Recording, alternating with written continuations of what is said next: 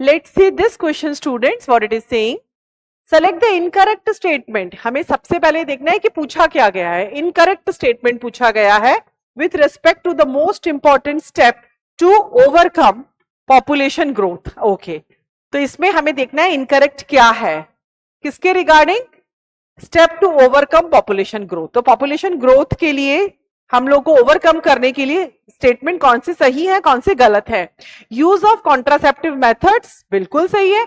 अगर हम लोगों को अवेयर करेंगे कॉन्ट्रासेप्टिव मेथड्स को यूज करने के लिए तो एक फैमिली प्लानिंग मेथड ही है ये, और इससे स्मॉल फैमिलीज बनेंगी. Motivate for having larger families by using various contraceptive methods. यहां गड़बड़ है statement.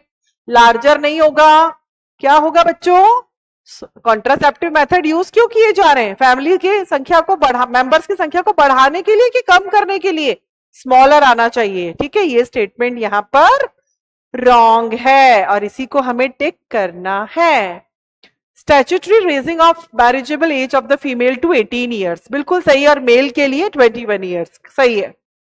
Many couples adopted and one child norm. Yes, China में तो ये लागू हो भी गया था कि एक कपल को अलाउड था एक ही बच्चा करना. क्यों? क्योंकि वहां की पॉपुलेशन जो ग्रोथ थी वो बहुत ज्यादा हो रही थी. गॉट इट और नॉट? बट वहां पे क्या हुआ चाइना में कि सेक्स रेशियो डिस्टर्ब हो गया, जिसकी वजह से उनको ये नॉर्म्स फिर से हटाने पड़ गए. ठीक है, तो ये भी एक होता है इंडिया के अंदर चल रहा है. तो इसके अंदर ए सही है, सी और डी बिल्कुल सही है पॉपुलेशन ग्रोथ को कंट्रोल करने के लिए, बट बी तो बिल्कुल रॉन्ग है, उसी को टिक करना है.